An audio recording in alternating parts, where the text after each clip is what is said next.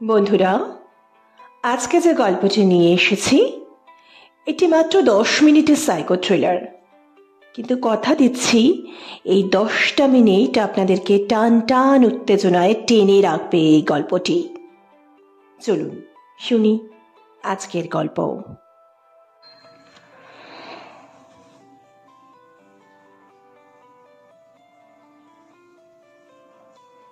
আজকের গল্প Agnes house, একটি সাইকো থ্রিলার।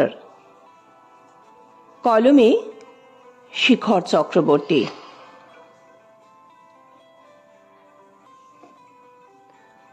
বয়স 18 থেকে 18 বছর 1 মাস। কালো কোঁকড়ানো চুল, পিয়ানো বাজানোর দক্ষতা। অসুস্থ মানসিক রোগীর সঙ্গদানের জন্য মাস 3 চুক্তি। যথেষ্ট লাভজনক আর্থিক চুক্তি। অদ্ভুত বিজ্ঞাপনটা চোখ টেনেছিল সোনিয়ার। নতুন সংসার পাততে চটজলদি কিছু রেস্ট দরকার ছিল। করণ অবশ্য বলেছিল, no problem dear, I can manage. তবু স্বাধীন চেতা সোনিয়া কপাল ঠুকে ইন্টারভিউটা দিয়েই দিয়েছিল। নামেই ইন্টারভিউ। মিস্টার মেটা 10 মিনিট ধরে শুধু চোখ দিয়ে জরিপ করে শেষে জিজ্ঞেস করেছিল, বাড়িতে কে কে আছে? সে অরফ্যান শুনে কেমন যেন খুশি হয়েই অ্যাডভান্সে 40,000 ধরিয়ে দিয়েছিল তার হাতে। দার্জিলিং গ্যাংটক রোডের ধারে একেবারে লোকালয় ছাড়া জঙ্গলে ঘেরা অ্যাগনেস হাউসে জয়েন করতে এসে অবশ্য আরও এক প্রস্থ শর্ত ও নিয়মাবলী শুনিয়েছিল ওই মিস্টার মেটা, মিসেস অ্যাগনেসের ম্যানেজার। বাইরের জগতের সঙ্গে কোনো যোগাযোগ রাখা যাবে না, ফোন করা যাবে না, ঘরের বাইরে ইচ্ছা মতো বেরোনো যাবে না। এসব করলে 3 মাসের আগেই ছাঁটাই। অগত্যা করণকে একবার শেষবারের মতো ফোন করে ব্যাপারটা বুঝিয়ে ফোন সুইচ অফ করে দিতে হয়েছিল। আলাপ হলো পেশেন্ট মিসেস অ্যাগনেসের সঙ্গে। 50-এর উপর বয়স, বিধবা, শীর্ণ, ফ্যাকাশে দীর্ঘদেহ। উচ্চতা বোঝা যায় না, কারণ ইনি সবসময় হুইল চেয়ারে বসে থাকেন। শরীরের বাম দিকটা পঙ্গু, ঘাড়টা অদ্ভুতভাবে বাম দিকে হেলিয়ে জলজল চোখে তাকিয়ে থাকেন সামনে। কথা জড়িয়ে যায়, ঘর ঘর শব্দ আর ডান হাতের ইশারায় বোঝান তার বক্তব্য। ম্যানেজার মেয়েটা জানিয়েছিল বছর 5 আগে একমাত্র অষ্টাদশী মেয়ের আত্মহত্যার ঘটনার পর মিসেস অ্যাগনেস অসুস্থ হয়ে পড়েন। সেরেব্রাল অ্যাটাকের পর পক্ষাঘাতগ্রস্ত হয়ে এভাবেই হুইল চেয়ারে জীবন আটকে যায়। আত্মহত্যার কারণ জিজ্ঞেস করে সোনিয়া। অত্যধিক মোবাইল ফোন ব্যবহার করার জন্য মায়ের কাছে বকুনি খেয়ে নিজের রাতের খাবারে বিষ মিশিয়ে নেয় অভিমানী লিলিথ।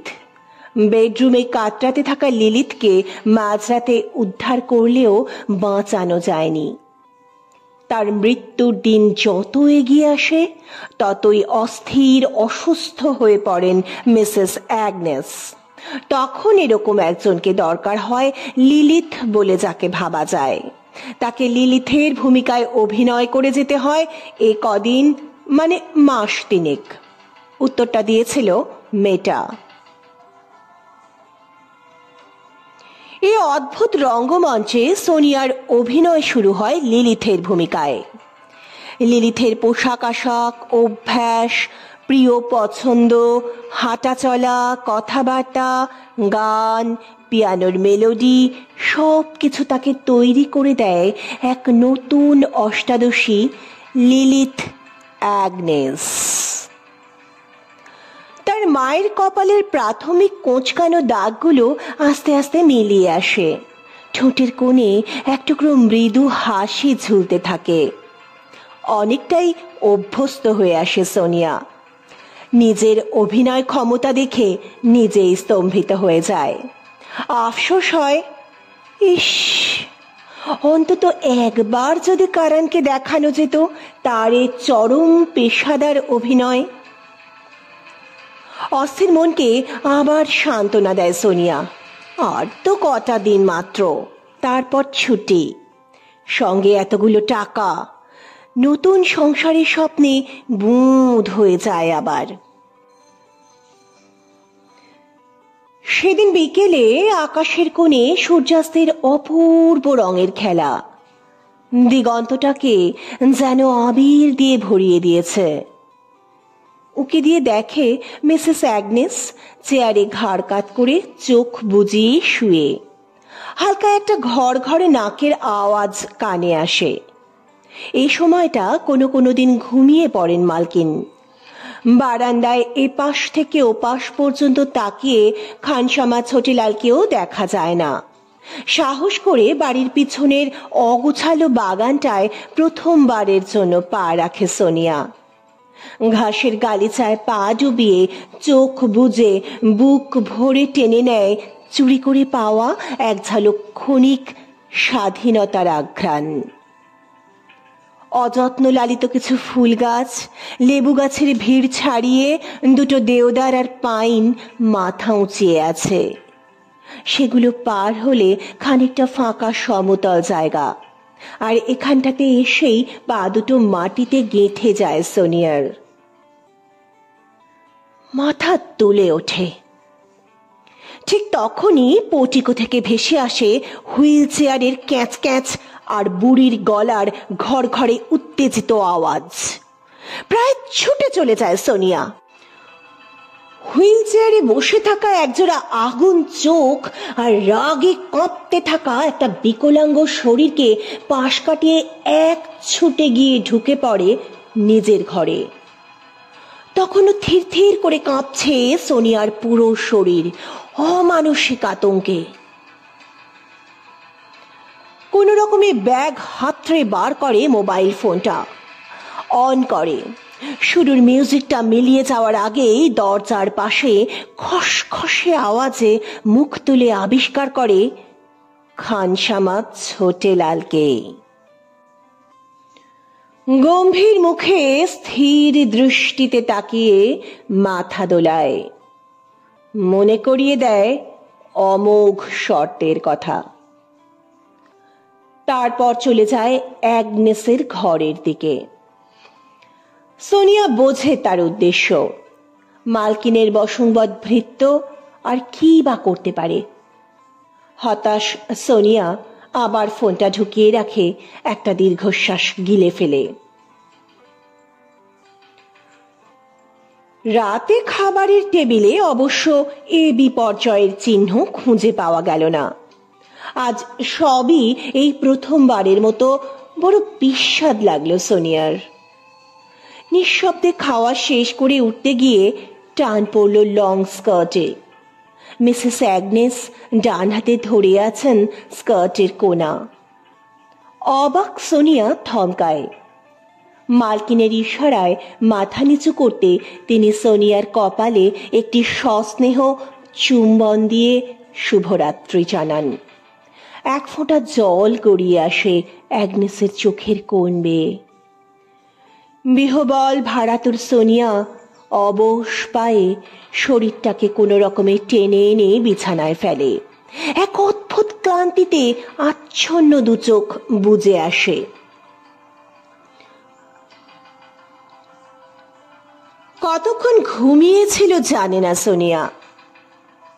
অসহ্য শারীরিক কষ্ট আর দোমড়ানো মোচড়ানো পেট ব্যথা নিয়ে ধড়মড় করে উঠে বসে। অকস্মাৎ এ বিপদের কোনো উৎস খুঁজে পায় না সে। ব্যাগ হাতড়ে মেলে না কোনো উপযুক্ত ওষুধ। একবার ছোটিলালকে ডাকবে বলে ভাবতে ভাবতে চোখ গিয়ে পড়ে দেওয়ালে টাঙানো লিলিথের হাসি মুখ ছবিটার দিকে। সঙ্গে সঙ্গে এক অদ্ভুত বিচিত্র সমাপতন মনে পড়ে যায় সোনিয়ার। এই ঘরেই, এই বিছানায় কয়েক বছর আগে এরকমই এক রাতে পেটের ব্যথায় ছটফট করতে করতে প্রাণ হারিয়েছিল লিলিথ। এতক্ষণের বিশ্রাম পাওয়া মস্তিষ্ক তাকে আরো কিছু ভয়াবহ সম্ভাবনার বিশ্লেষণ করতে সাহায্য করে। আজ রাতে অত্যন্ত বিস্বাদ খাওয়া মালকিনীর সজল বিদায় সম্ভাষণ। আরো একটা ভয়াবহ দৃশ্য মনে পড়ে যায় সোনিয়ার, যেটা সে আজই সন্ধ্যায় দেখেছে বাগানে ঘুরতে গিয়ে। সার দিয়ে পরপর 3টি কবর, যার প্রতিটার ফলকে খোদাই করা একটি নাম, লিলিথ অ্যাগনেস। শুধু বয়সটুকু লেখা 18 বছর 4 মাস। শুধু এতেই শেষ নয়, সোনিয়ার শিরদাঁড়া বেয়ে একটা ঠান্ডা স্রোত নেমে গেছিল যখন তার চোখে পড়েছিল সারির শেষে মাটিতে আরো একটা সদ্য খোঁড়া কবর হাঁ করে যেন তার দিকেই তাকিয়ে আছে। সোনিয়া বুঝতে পারে সময় বড় কম। এক অদ্ভুত শৈত্য গ্রাস করছে ক্রমশ তাকে। তার আগের প্রতিটা লিলিথের অনিবার্য পরিণতি হতে চলেছে আজ তারও। লিলিথের অন্তিম পরিণতি পর্যন্ত রূপদান না করলে শান্তি নেই এই মিসেস অ্যাগনেসের। তাই এত অর্থমূল্যে এই অচেনা নিরপরাধ মেয়েগুলোকে ভাড়া করে আনা। একবার উঠে দাঁড়াতে চেষ্টা করতে গিয়ে দুমড়ে মাটিতে পড়ে যায় সোনিয়া। শরীরের সমস্ত শক্তি যেন উবে গেছে। শেষ ভরসার ফোনটার কথা মনে পড়ে হঠাৎ। কোন রকমে হাতড়ে ফোনটা চালু করে সোনিয়া। এক এক অপেক্ষার মুহূর্ত যেন এক যুগ মনে হতে থাকে সোনিয়ার। অবসন্ন আঙুল চেনা বোতামগুলোর উপর ঘুরে এসে যখন থামলো, তখন ওপার থেকে পুরুষ কণ্ঠে, হ্যালো ডিয়ার, কতদিন পর। কথাগুলো শুনতে শুনতে সোনিয়ার চোখ বুজে এলো। কথার উত্তর দেওয়ার ক্ষমতা তখন আর তার মধ্যে অবশিষ্ট নেই। বরং তার কানে এসে ঢুকলো আরো একটা চেনা আওয়াজ, হুইল চেয়ারের ক্যাঁচ ক্যাঁচ, খুব কাছে।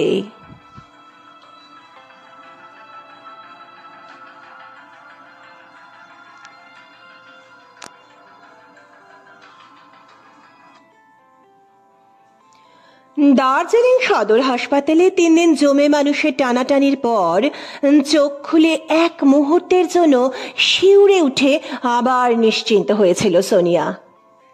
না, সে কোনো কবরে শুয়ে নেই। মিসেস অ্যাগনেসের ঠাঁই হয়েছিল মেন্টাল অ্যাসাইলামে। মিস্টার মেটা বা ছোটেলারের খোঁজ পাওয়া যায়নি, ফেরার। কবছর পর বর ও শিশুপুত্র কোলে নিয়ে একবার ঘুরে এসেছিল সোনিয়া অভিশপ্ত অ্যাগনেস হাউসে। 3 গাছা ফুল রেখে এসেছিল, আসল ও 2 হতভাগ্য নকল লিলিথের কবরে।